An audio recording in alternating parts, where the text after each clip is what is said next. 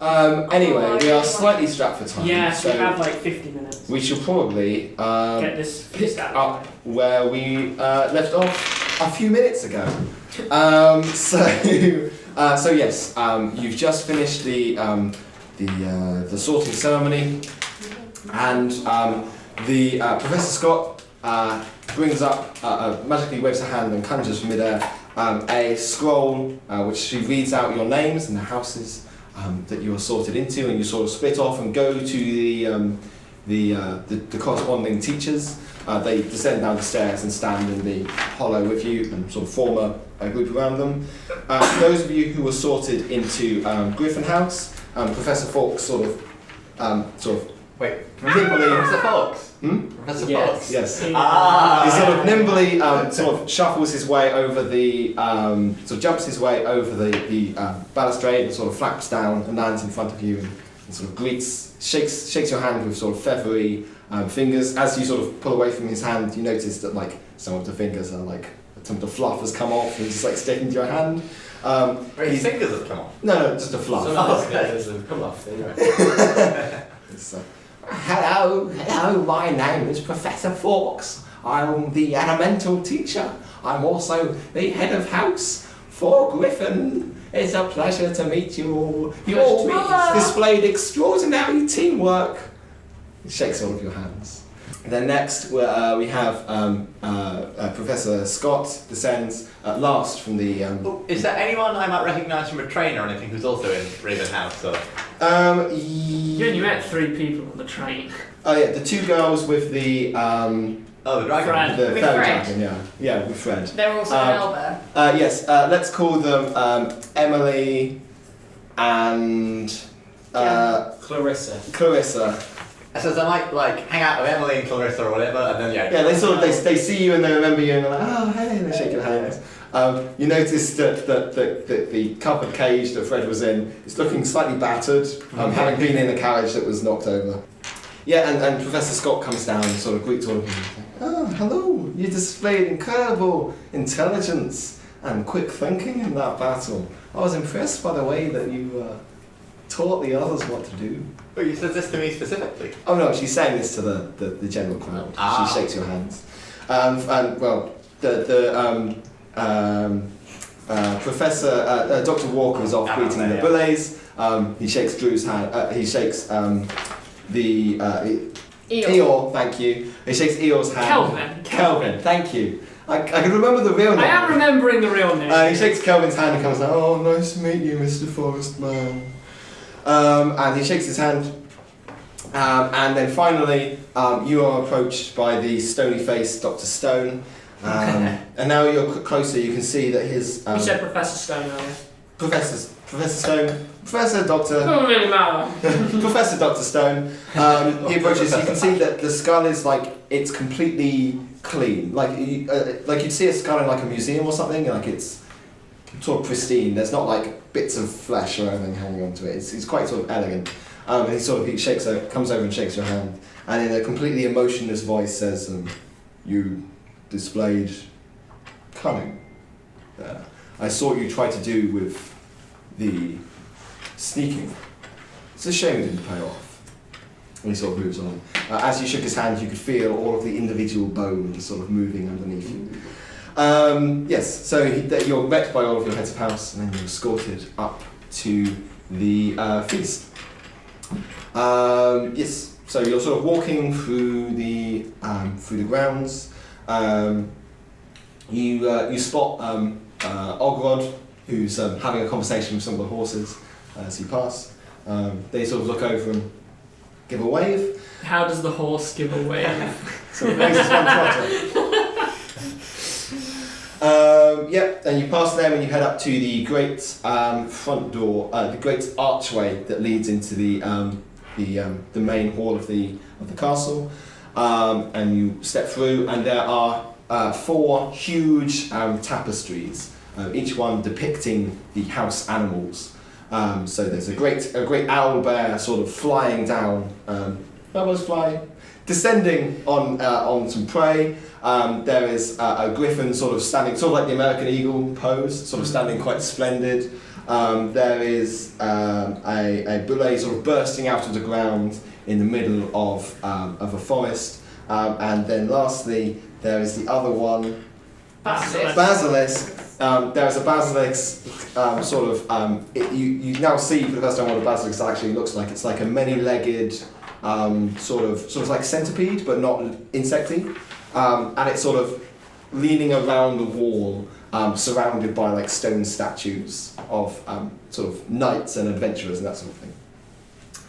Yes, and you're led through into the Great Hall. They're not seating in houses necessarily, so you can mingle a bit. However, a lot of people are sitting with sort of the new people that they met and they're introduced to. Yes, and as you sort of take your seats, you see the other teachers in the school for the first time. At the centre of the table, you see a very short man. Those of you from the magical world recognise him as a gnome. He's got sort of tufty, sort of like tufty red hair, and he's sort of looking excitedly at the new people. To his side is a quite tall, quite splendid looking, the most knightly looking knight you can imagine. He's got golden armour, and from his back sprout two feathered wings. He has golden hair, and he's got sort of an angelic visage about him. Yes. He's I forget what they're called, but yeah. Asamai. Asamai, that's as you approach, you can hear, even from the distance across the hall, you can hear he's got quite a booming voice as he chuckles about something that the gnome has said.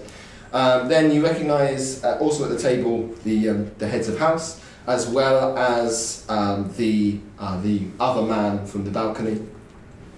He sort of sits back in his chair, sort of observing coolly as the other students walk in.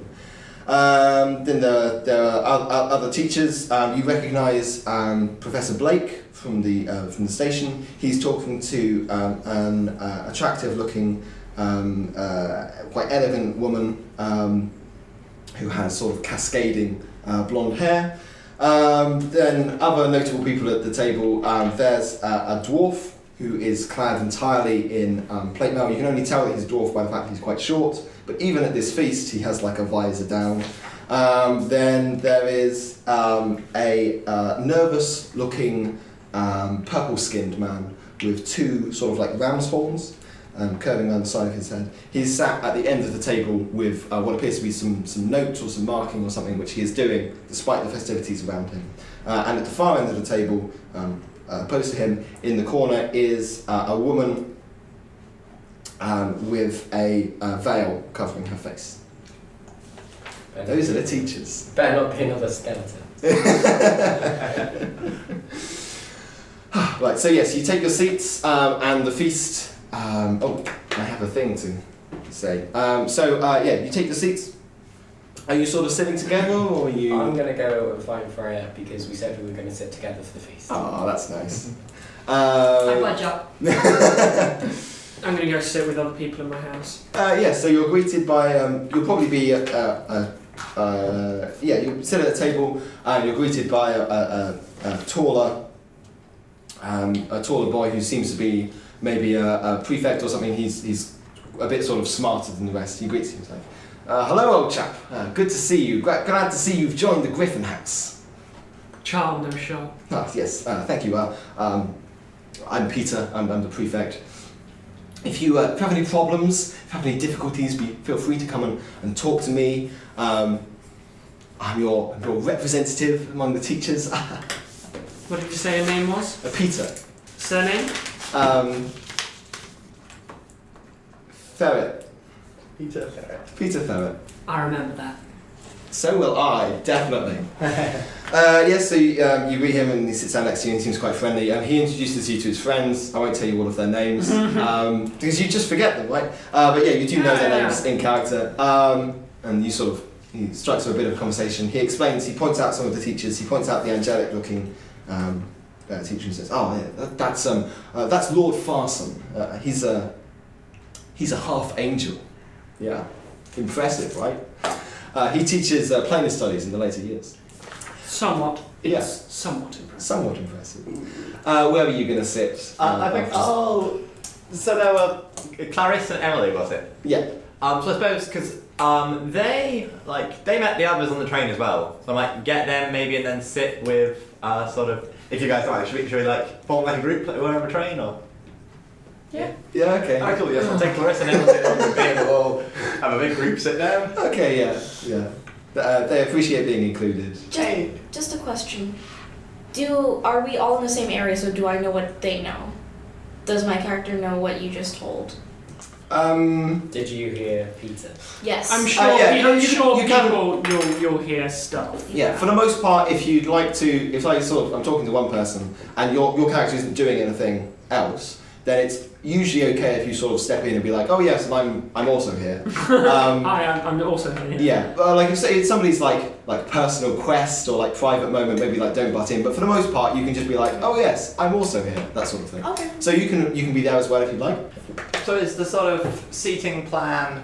So as you two are up at like the prefect end of the table, and I've taken Emily and Clarissa and most of us at like I don't know, maybe in the middle of the table. Sure. Eeyore comes.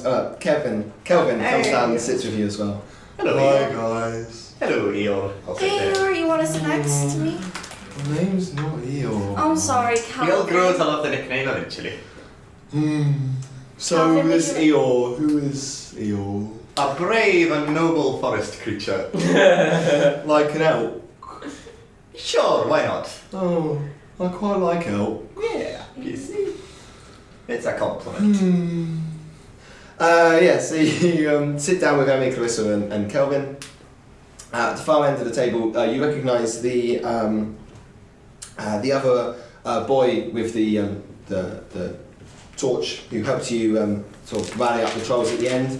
He sits down with the prefects. He introduces himself, extends a hand to you. You notice it's kind of a bit sort of muddy, as if he's been like, as if he hasn't like. As if he was crawling around in the mud during the fight, basically. And he sort of extends his hand to you. He's like, hello, my name's Drew. Pleasure. I'm also in Griffin. Yeah, just checking that you were in Griffin as well. I'm also in Griffin.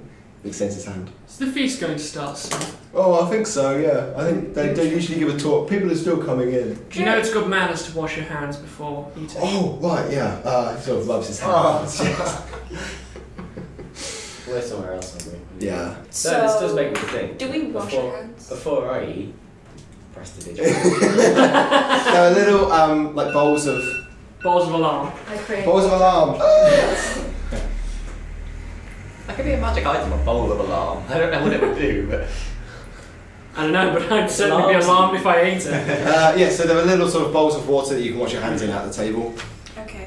I pull out chopsticks from my hair and then I wash them as well. Did you take me clean? That seems like a more efficient way of doing things. Huh?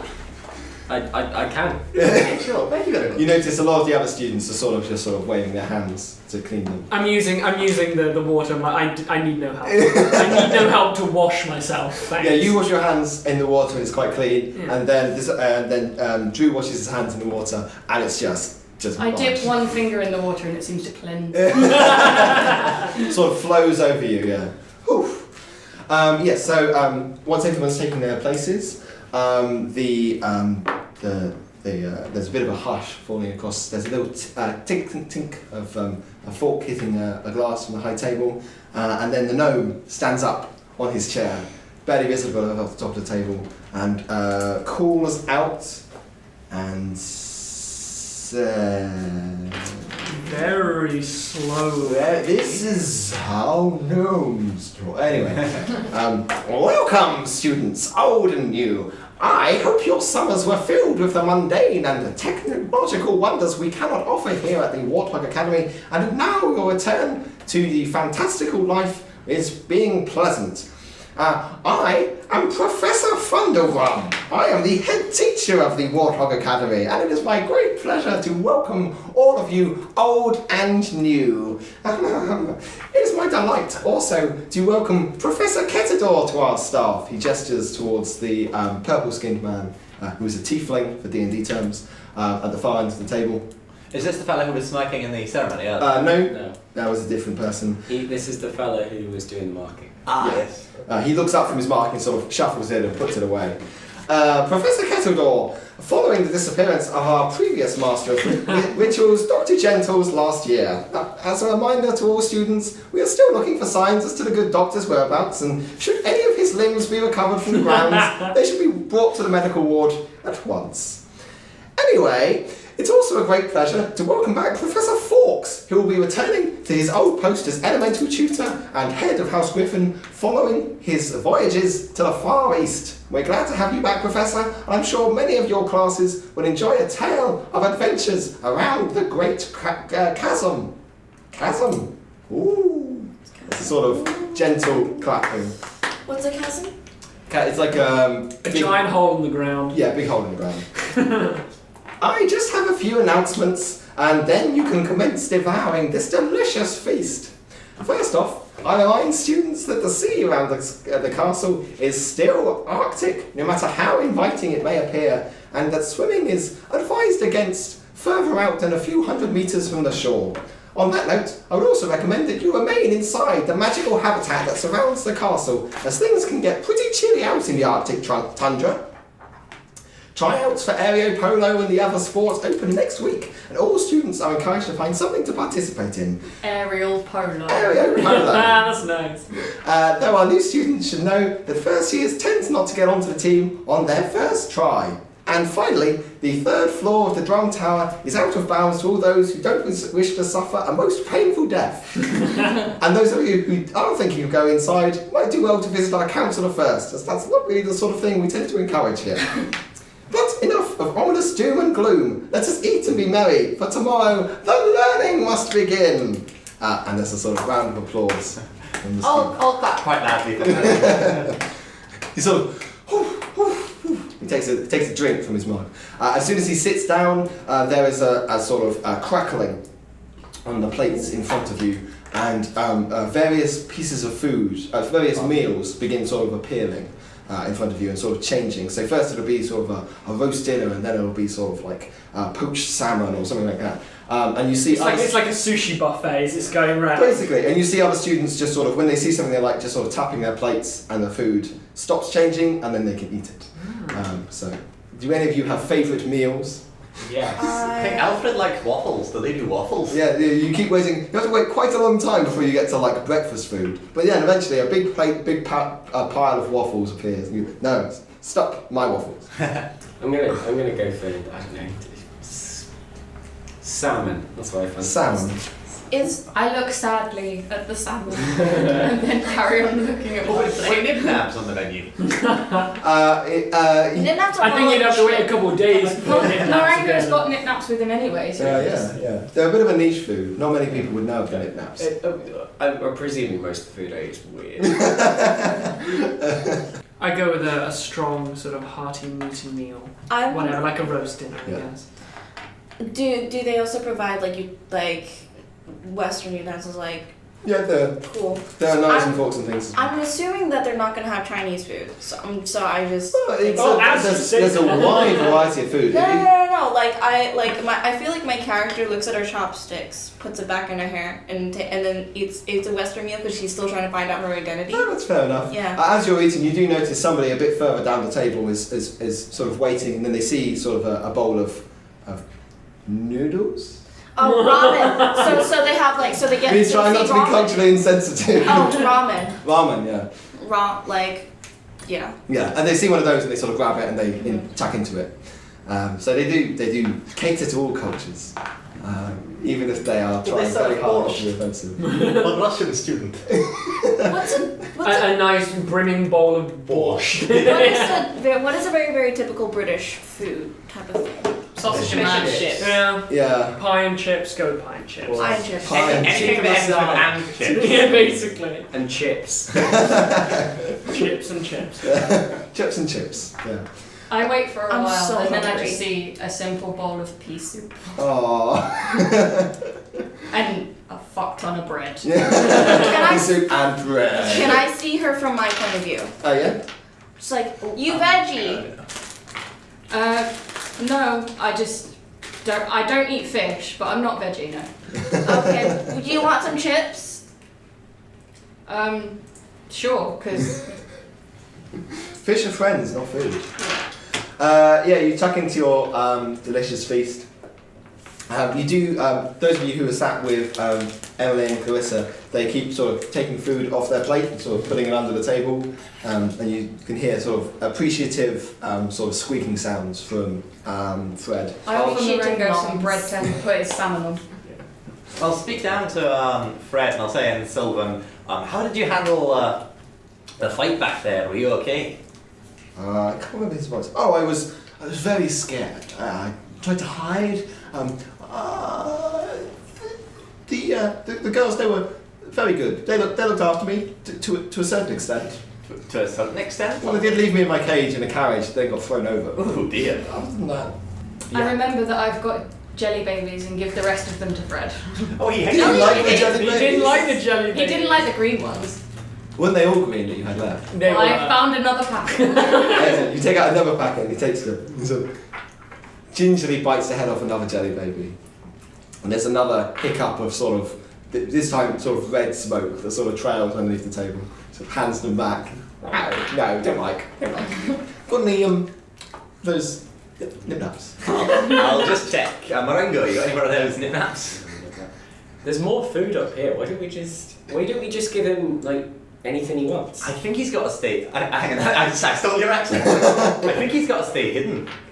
He gently sort of peers out of the cage and sort of lizards his way up onto the, peering over the table. Nope. Stay down. You don't gotta wanna stay get down. thrown out. We can't let the teachers see you're here. Can't he go like invisible?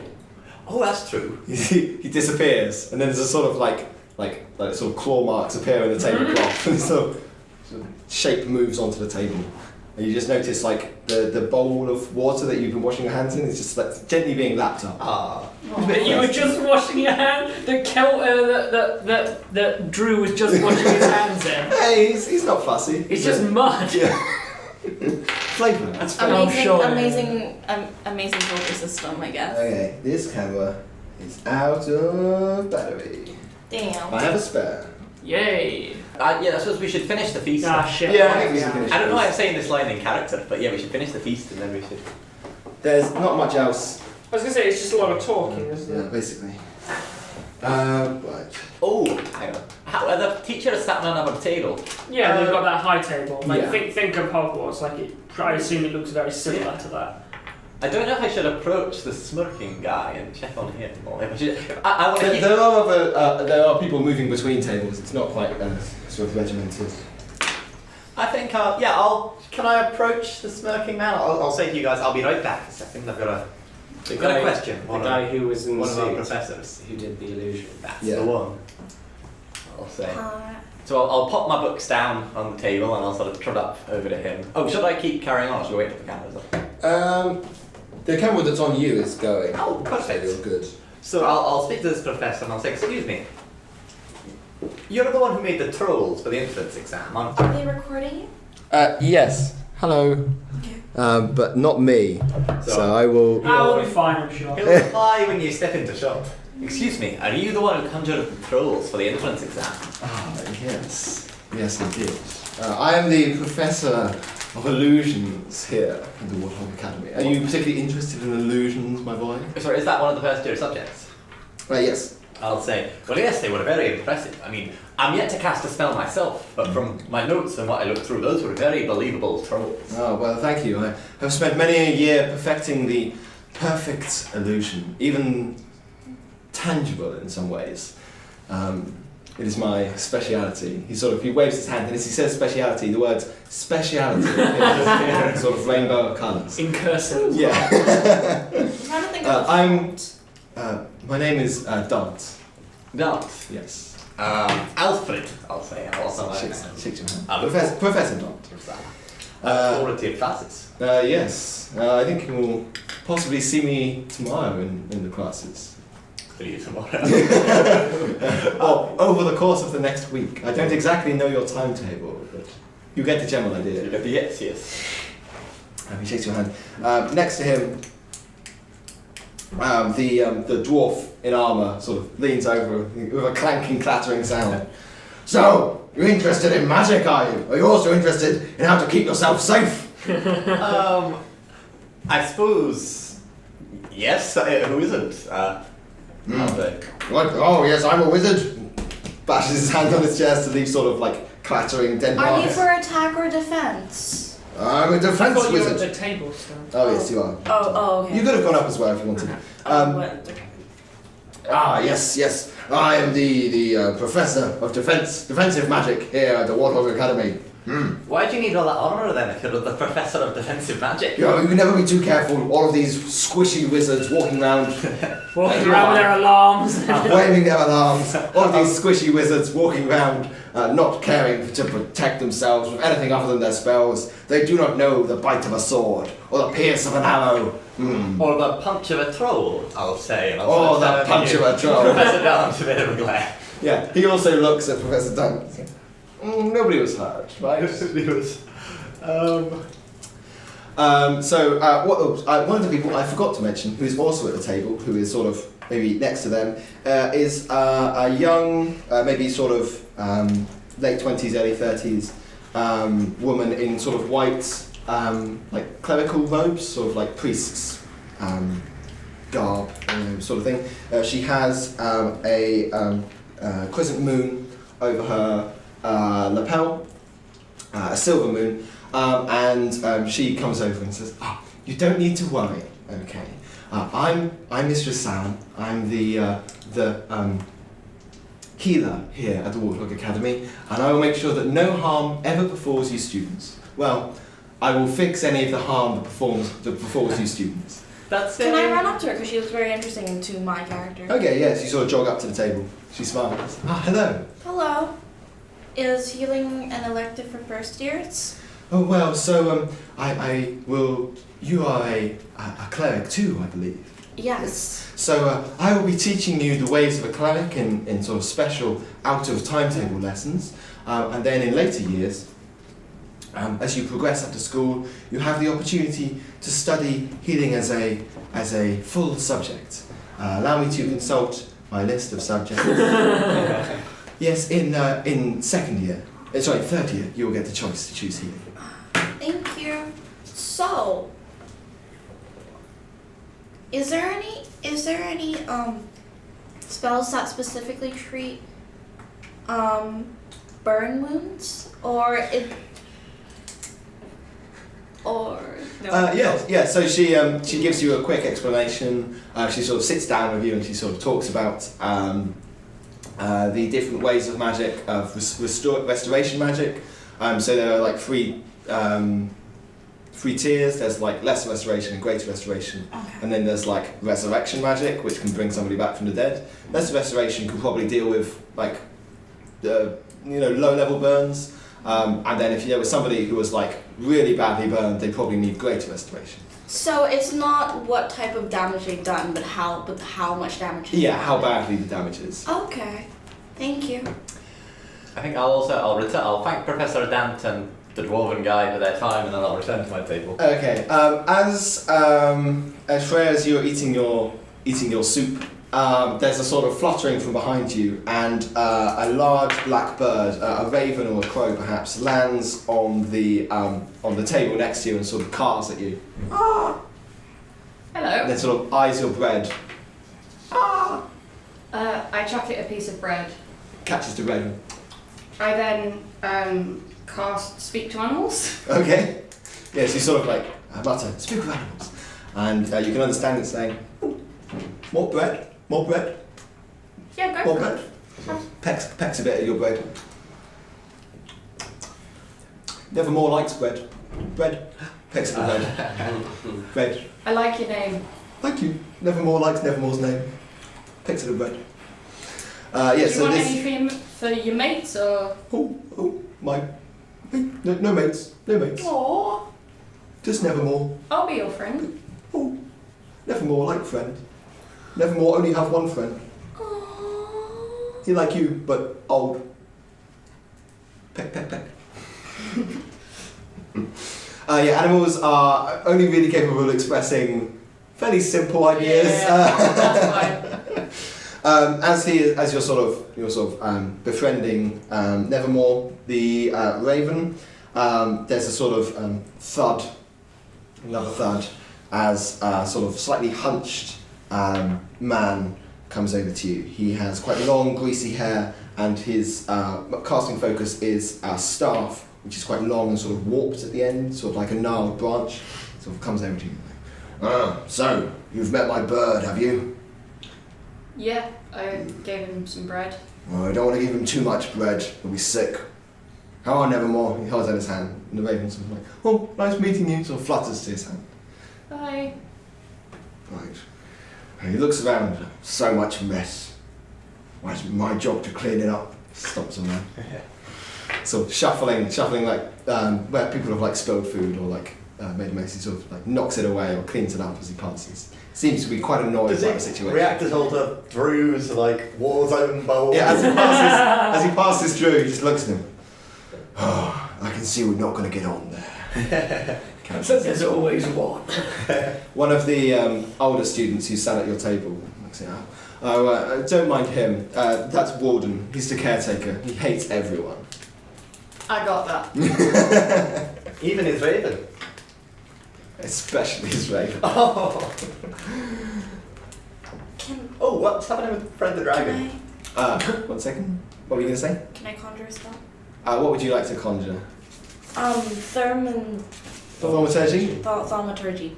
Can I do thaumaturgy and transport a noise somewhere else? That come from make it. Yes. Yeah, I think you can make sounds. Make a noise. Yeah, you can make a noise. What noise would you like to make? Barking. I want a barking sound to come from under the table, but not from our table, from someone else's table. Sure. Yeah, you pick a random table and you dog. make some barking sounds. Can I make some barking sounds? Like, Yeah. That was surprisingly realistic. Make a intelligence check. Actually, what? No, this is a Performance. you're cursing. It's a cleric spell, so it'll be a wisdom check to try and make a believable sound dog, believable sounding dog. 12. And no, 13. Yeah, it sounds like nobody is like people's main reaction is like, wait, there's a dog under this table, and they look around for any signs of a dog. What? Did you see a dog? I don't see a dog. Oh, there's a dog. And I'm just over in my corner laughing. Do I spot that she does this? Yeah. I think you're sat next to each other. If I see that she does this, I'm gonna make the smell of wet dog. God damn it. What's Fred the Dragon up to? Further back, he's still sort of he's lapping away in the water, having a bit of food off people's plates. Cantrip antics. Generally invisible. So you do at the same table. Make Make the smell of a wet dog. like the people at the table actually also make a charisma for you because you're lucky. 20. So you make the smell, and as you do so, some like sparkles of sort of fairy dust emerge from your fingers, and the smell strengthens in quality. And it's also kind of moving around with the sound, so as the sound is moving, it's like moving along, so it looks like a dog is running. Yeah, there's a sort of thin boy with sort of quite sort of like a is it crew cut? It's like basically like shaven hair. Yeah. Sort of looks around and like, there's a dog, guys. Guys, there's a dog in here. Guys, dog. Mate, food. Fine. He picks up his food and he moves to another table and sits down. And Eat then my food in peace. I'm just looking at him, and we share like a look. Is the table where they made the wet dog, is that a table where the jock guy was sat? Oh, you and this relationship with like this athletic guy. He's been a bit sort of tricksy to you, but nothing particularly worse than, say, making somebody think that there's a dog under their table while they're trying to have dinner. Are people other than these guys going up and talking to the teachers? A few, yeah. Some first years are quite eager to meet the teachers. Some older students are quite keen to get sort of like advanced tips on like their summer homeworks and that sort of thing that they haven't quite finished.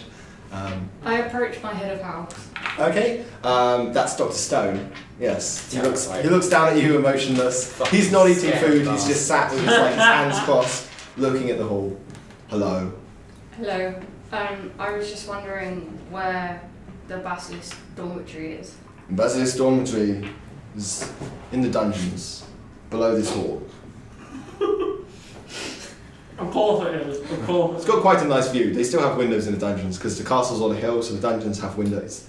It's the whole thing. It's not under the lake. That would be really weird. Right. Sorry if this is like a weird question, but how long does it take people to get used to you? People quite often find me unsettling. I am a skeleton after all. We are particularly commonplace walking around. I have an incredible amount of knowledge, first-hand knowledge, on the subject of necromancy, and as such, the school finds me quite valuable. So I find that so funny. I have first-hand knowledge of necromancy.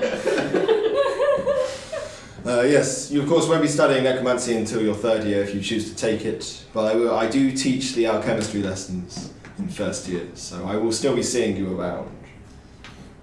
Okay, thanks. I apologise if my appearance disconcerts you. No, it doesn't. I was just more sort of.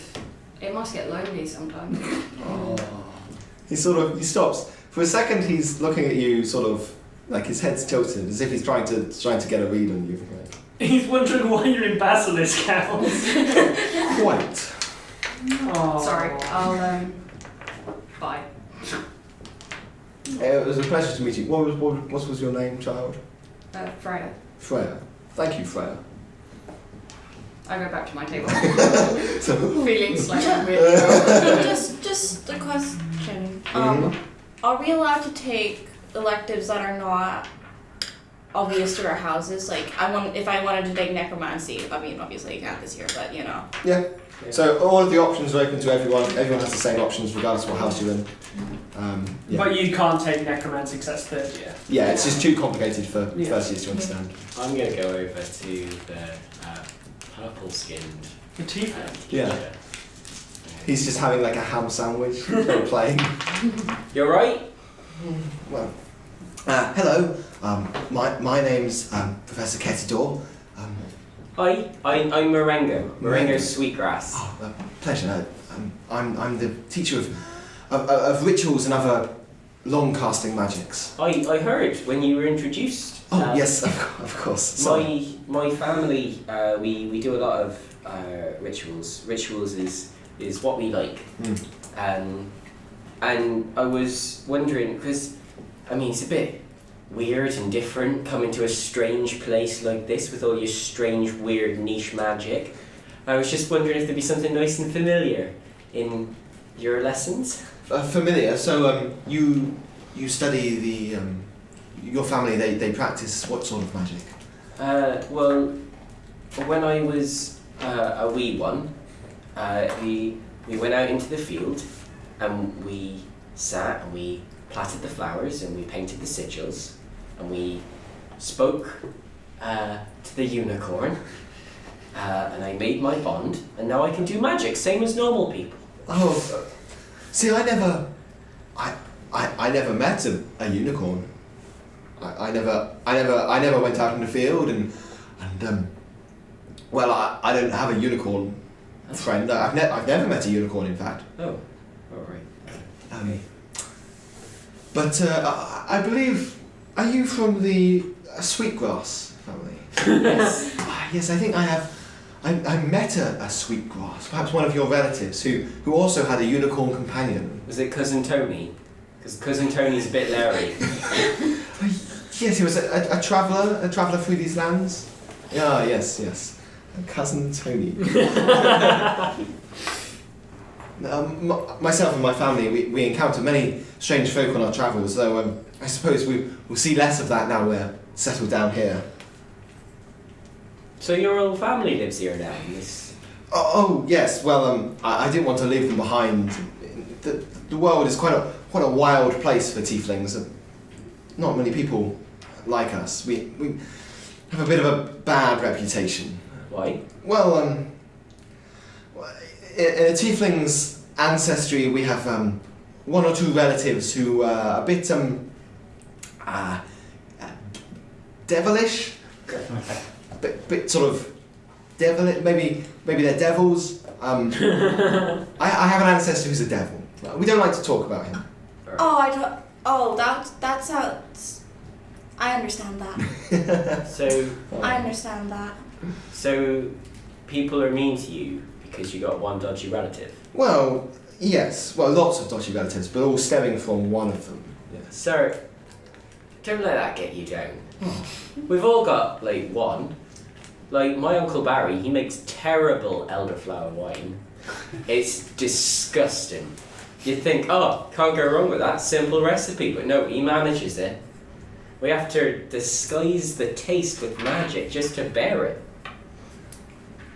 Oh wow, that's not good. You should never disguise the taste of wine with magic. Well, wine should be enjoyed, like all of the material pleasures. He makes bad wine. Well, in that case, don't drink his wine. Yes. So I look forward to seeing you in ritual lessons. I'll let you in as a little secret, just between us, because you seem like a nice young chap.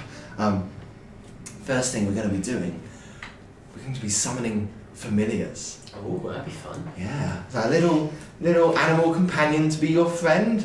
If you ever, well, of course you've met a unicorn, so I guess you have a friendly animal companion. He's quite a bit bigger though, I suppose. I don't think he'd like being called an animal.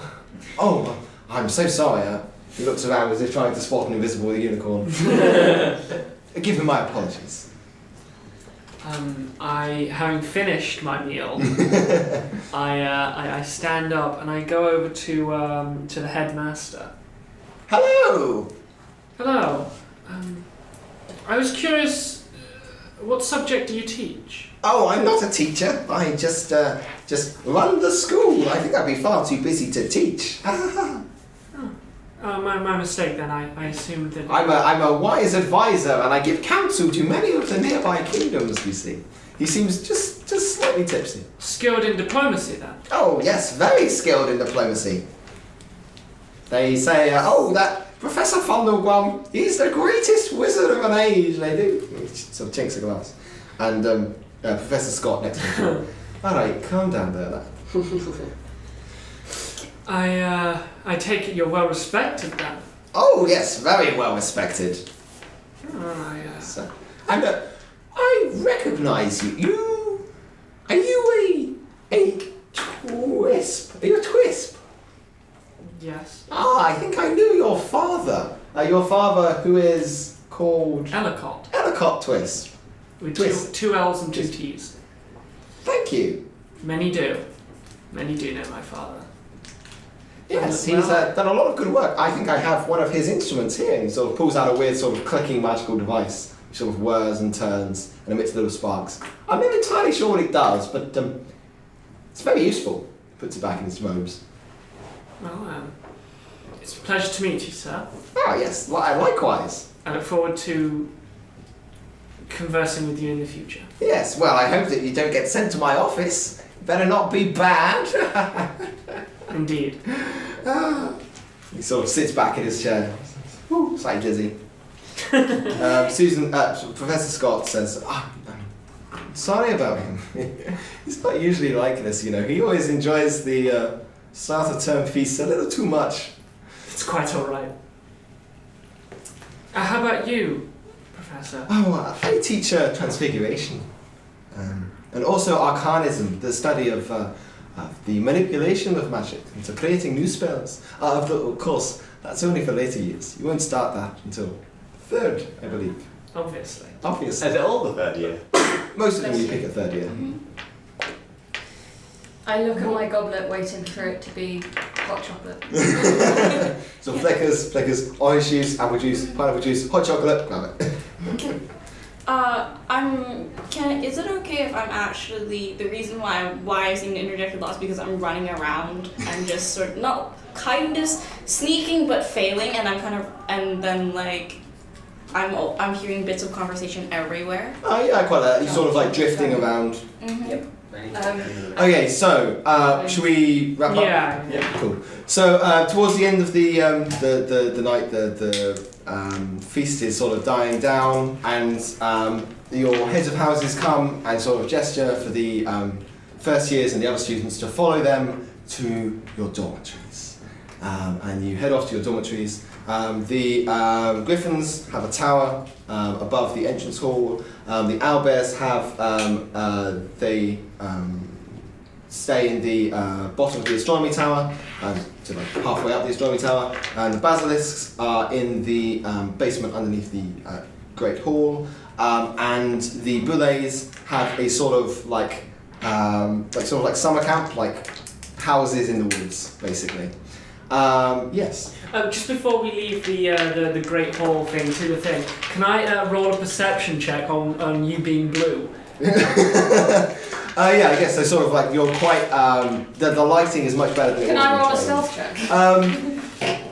Yes, but you can use Constitution rather than Dexterity because you're sort of like it's your body is just doing it naturally. Okay. But yes, it'll be Perception or Investigation. Oh, it'll be perception. You did a burn. 12. I used this one. 12. Oh, I think that's Oh, well, I that's a failed. 12 sided one, not a D20. Oh, so it is. Thank God for that. Oh, I failed anyway. Oh no. Yes. So yeah, nobody particularly notices the fact that you're just slightly. I look over and I'm just like, it's not worth thinking about. Yeah, you all head off to your dormitories, and that is the end of the first day. There's people who are purple and stuff. It doesn't matter. Yeah, I know. It's just no one's drawn attention. Would you At ever, least you don't have leaves would you growing ever out. steal? And what? And if I get caught? I'm just, I come from a pub background. I'm used to hiding the fact I'm slightly blue. Yeah.